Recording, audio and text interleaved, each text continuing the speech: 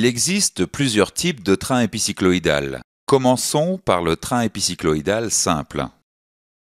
Un train épicycloïdal simple comporte les éléments suivants: un planétaire à denture extérieure, des satellites,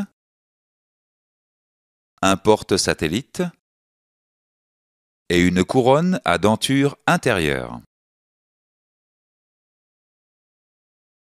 Un train épicycloïdal double de type Ravigno comporte les éléments suivants: une couronne, un porte-satellite, des satellites engrainés entre eux, un planétaire de petit diamètre et un planétaire de grand diamètre.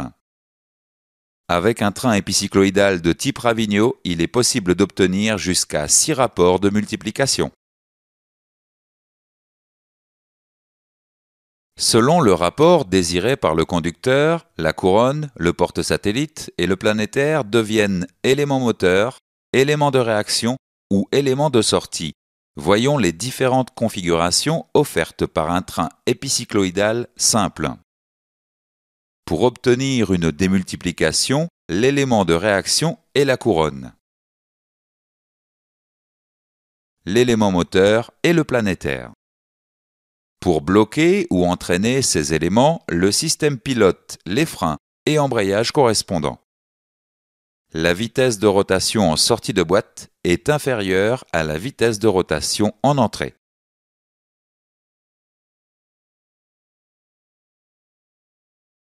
Pour obtenir une surmultiplication, l'élément de réaction est la couronne, l'élément moteur est le porte-satellite. La vitesse de rotation en sortie de boîte est supérieure à la vitesse de rotation en entrée.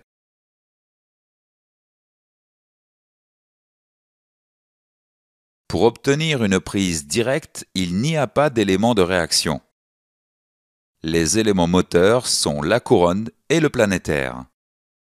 La vitesse de rotation en sortie de boîte est égale à la vitesse de rotation en entrée. Pour obtenir la marche arrière, par inversion du sens de rotation, l'élément de réaction est le porte-satellite et l'élément moteur est la couronne. Le sens de rotation en sortie de boîte est inverse au sens de rotation en entrée. D'autres éléments mécaniques agissent sur les trains épicycloïdaux. Lorsque le véhicule est en circulation urbaine, la présence d'un frein moteur important en première engendre un manque de confort. Pour éliminer ce désagrément, certaines boîtes de vitesse automatiques disposent d'un élément supplémentaire, la roue libre. La roue libre permet de disposer d'une première automatique sans frein moteur. La roue libre empêche la rotation du porte-satellite dans un sens. Le moteur entraîne les roues, mais les roues n'entraînent pas le moteur. Lorsque le levier est en position parking, la roue de parc permet d'immobiliser le véhicule par un blocage mécanique de l'arbre de sortie. La forme des dents de la roue de parc permet d'éviter un engrainement accidentel en roulage. Un ressort sur le poussoir permet d'exercer une contrainte sur le doigt de parc pour l'obliger à s'enclencher au moindre déplacement du véhicule.